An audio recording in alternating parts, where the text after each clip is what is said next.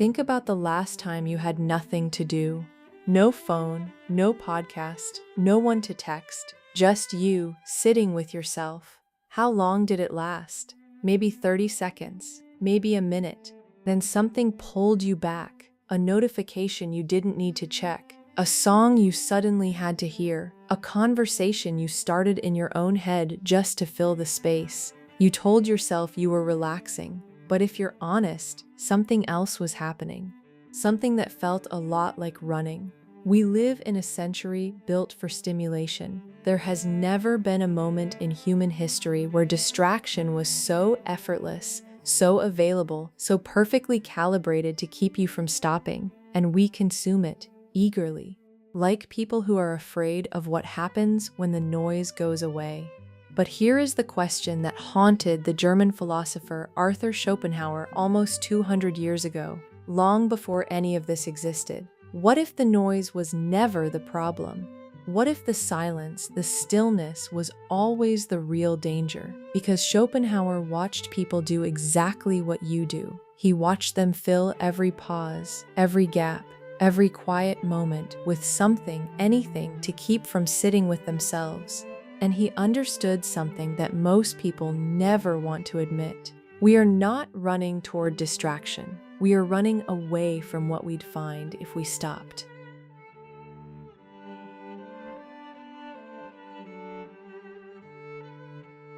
Schopenhauer published The World as Will and Representation in 1818. He was 30 years old. Most of the academic establishment ignored it. He spent much of his life bitter about this, and the bitterness, I think, is part of the point. He was a man who understood something true, told almost no one, and had to watch the world continue exactly as before. But the book contained one of the most unsettling observations ever made about human psychology, something that would take the rest of the world another century to even begin to confirm. His argument was simple and devastating. Life, he said, has no inherent positive content. This is not pessimism for drama's sake. It is a clinical observation about how desire actually works. We want something. We suffer in the wanting. We get it. The suffering stops. And then, almost immediately, we discover that satisfaction is empty. A brief pause before the next want begins. The moment we get what we wanted, the thing we wanted loses its hold on us. We were never seeking the thing itself. We were seeking relief from want. Schopenhauer called this the pendulum of existence. Life swings, he said, like a pendulum, backward and forward between pain and boredom, between the agony of wanting what you don't have and the hollowness of having it. There is no stable middle, no resting point where the pendulum stops and you simply exist, content, settled, at peace. This is the hardest part to hear, because our entire culture tells us the opposite. Every advertisement, every system, every promise of a better version of yourself says the same thing. Get enough done, have enough, become enough, and you will arrive. You will feel settled. Schopenhauer said, you won't, not because you're broken, because the machine doesn't have a resting position. But here is where it gets interesting. Because this is not only about desire, it is about what happens when desire pauses. Schopenhauer observed that behind every satisfied want, behind every moment where the immediate craving is quiet, something waits. He called it boredom, but boredom is too light a word for what he meant. He was not talking about feeling understimulated on a slow afternoon. He was talking about something deeper. Something that boredom, in its quietest moments, reveals, the sensation of the emptiness of existence itself, not the emptiness of your schedule, not the emptiness of a slow afternoon, the emptiness of existence, when the noise stops and there is nothing immediately pressing to want or flee from. A person comes face to face with the sheer weight of being alive without a clear reason. The question that distraction was designed to prevent, what is this all for? Most people never sit with that question long enough to hear it properly. The moment it begins to form, they reach for their phone, put on a podcast, find somewhere to be, anything. Schopenhauer said, this is not laziness. This is not weakness. This is a very old and very human instinct. The avoidance of stillness is the avoidance of a confrontation that most people are not prepared for, because no one ever taught them how to stay. 300 years before Schopenhauer, Blaise Pascal wrote something that reads almost like a prophecy. All of humanity's problems stem from man's inability to sit quietly in a room alone. Pascal saw it, Schopenhauer mapped it, and now 200 years after Schopenhauer, we have given it the most efficient technological architecture in human history. Systems designed by behavioral psychologists to prevent at all costs the one thing Pascal said was the root of all problems: a moment of genuine quiet. The irony is sharp. We have built the most sophisticated distraction machine ever created, and we call it connection.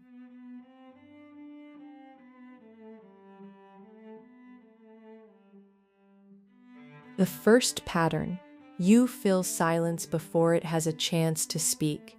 Watch what happens the moment you sit alone without a task. The sequence is almost always the same. A few seconds of nothing, then a vague unease, then the reach for the phone, for the remote, for any input at all. You don't know what you're looking for. You're not looking for anything. You're looking away. This is not a character flaw. This is a trained reflex, and it was trained early. From childhood, most of us were taught that quiet was a problem. Empty time needed to be filled. Doing nothing was the same as wasting time. The ideal state was productive, engaged, occupied. Stillness was coded as failure, or worse, as sadness. So we learned to preempt it. We learned to fill every pause before it could develop into something that asked anything of us. Schopenhauer noticed this drive manifested as what he called the craze for society, the compulsive need to be around people, not because you want their company, but because their presence is reliable noise. Other people keep you from having to be alone with yourself. Their voices, their dramas, their opinions, all of it functions as external content that keeps the internal question from forming. You can test this right now. Think about the last time you were at a social gathering where you felt somehow more empty afterward than before. You talked for hours, you were never alone, but driving home, the silence felt heavier than it did before you went. That is because you were not refilling, you were distracting, and distraction has diminishing returns. The second pattern: your relationship with distraction is not about the distraction. Think about the moments when you reach for input, not the planned moments, not sitting down to watch a film or read a book. The unplanned ones, the 2 seconds in an elevator, the pause between bites at lunch, the 30 seconds before a meeting starts. These micro moments of potential quiet are intercepted before they can deepen into anything. And this is not only the fault of the apps. You trained yourself to do this, because every time quiet started to become uncomfortable and the distraction made the discomfort stop, your nervous system recorded the result. The reflex became automatic. Schopenhauer's insight here is not that you need more willpower. It is that you never identified what you were actually running from. You thought the problem was that there was nothing interesting to do. The real issue is that stillness asks a question your nervous system has been conditioned to interpret as threat. The question is not, "What should I do now?" It is far older and quieter than that. It sounds something like, "Who am I when I am not doing anything?" The third pattern: you mistake exhaustion for rest. There is a specific kind of tiredness that comes from a day full of stimulation. You have been consuming, reacting, producing, consuming again. By evening, you feel drained. You feel like you have done something, but you have not rested. You have been occupied. There is a real difference between rest and occupation. Rest requires stillness.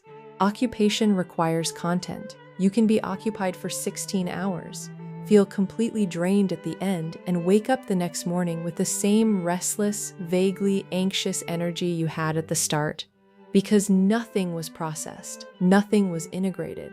This is what Schopenhauer meant by inner vacuity, the inner hollowness that drives the compulsion for distraction. People who have this vacuity do not experience it as emptiness. They feel it as restlessness, a low-level hum of dissatisfaction that can't be located or named. Something that makes you reach for input not because you're bored, but because something in you is always slightly uncomfortable and needs it to stop. The stimulation does not fill the emptiness, it makes the emptiness temporarily inaudible. This is the cruelest part of the loop. The things you reach for to quiet the discomfort are also the things that prevent you from ever understanding what the discomfort is saying.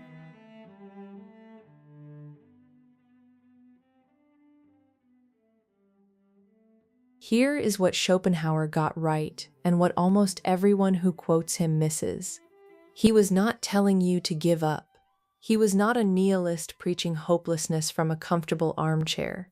He was a diagnostician, and like all good diagnosticians, once he named the illness, he pointed toward the one genuine medicine. He called it inner wealth.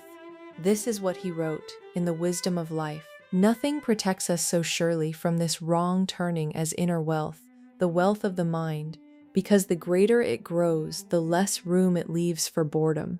Not outer wealth, not achievement, not accumulation, inner wealth, a richness cultivated inside yourself, through thought, through reflection, through the willingness to sit with your own experience without immediately escaping it. Schopenhauer believed that boredom, the terrifying emptiness that drives people toward distraction, was not inevitable. It was the product of a life lived entirely on the surface, a life where the inner world is left barren, undeveloped, unvisited. A person with genuine inner wealth does not experience quiet as threatening. They experience it as space, room to think, room to notice, room to be present in their own existence without requiring external validation to feel real. This does not come naturally, and it is not comfortable to build. To build it, you have to sit with the discomfort first. You have to let the question form. Who are you when there is nothing to do, nothing to produce, no role to perform, no persona to maintain? That question is frightening. It should be, because the honest answer for most people is, I don't know, not because there is nothing there, but because you have spent so long filling the silence that you have never had a chance to hear what lives inside it. The quieter you become, Schopenhauer argued, the more you discover that something in you does not need noise to justify its existence. Something that was always there, underneath the anxiety, underneath the compulsion to always be doing something. Psychologists call it the self. Contemplative traditions call it the ground of being. Schopenhauer, in his particular way, called it the only thing that cannot be taken from you. You don't find it in productivity. You don't find it in achievement. You find it in the moments when everything goes quiet and you don't run. There is a passage from Schopenhauer that I keep returning to. He describes the person who has cultivated this inner wealth as someone whose mind holds an inexhaustible activity, not driven by anxiety, not compelled by the need to escape, but genuinely, internally alive, living in a world that always has something to offer, because the world they carry inside themselves is not empty. I think about the contrast. That person, internally rich, unbothered by silence, genuinely present in their own life, and the person most of us are, filling every pause, intercepting every quiet moment before it can develop into something that asks anything of us. Both are possible. The distance between them is not talent, it is practice. Specifically, the practice of staying. The reframe is this: the discomfort of stillness is not a sign that something is wrong with you. It is a sign that you have been away from yourself for a long time.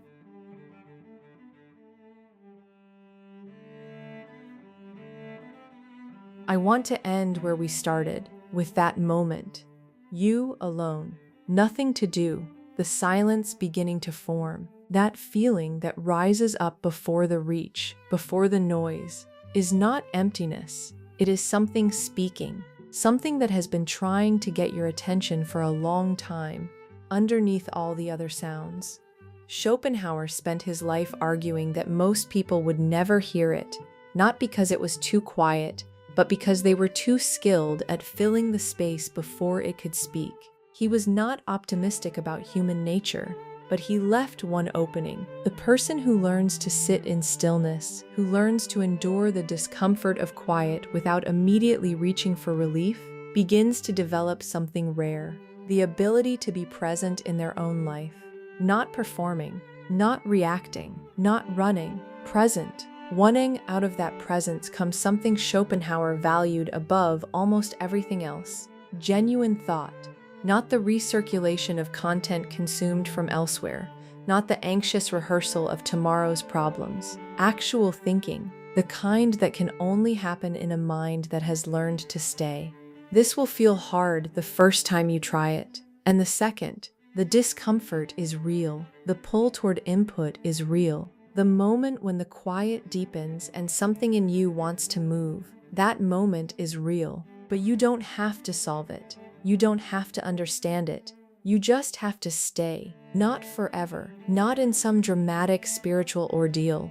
Just a minute. 5 minutes. Long enough to hear the beginning of something. We live in a world that is very good at making sure you never have to face yourself. The technology is excellent. The distractions are endless. The noise is perfectly calibrated to your attention span. All of that is true. And it makes the choice to sit quietly, even for a few minutes, feel almost radical. Maybe it is. Before I leave you with a question, I want to say one more thing. The feeling you have when you finally stop, that faint, uncomfortable signal that rises in the first moments of real quiet, most people call it anxiety, a sign that something is wrong. I think Schopenhauer would say, it's not anxiety, it's recognition. The part of you that never forgot what it felt like to exist without performing, without achieving, without proving anything to anyone. The part that has been waiting underneath everything else for a moment of genuine quiet. You don't have to be ready. You don't have to be unafraid. You just have to be willing to stay long enough to hear what it says. Though here is the question I want you to carry with you. Not to answer right now, but to hold. When was the last time you sat with yourself long enough for something true to surface? Not a task completed, not a distraction consumed, something true. That's the question.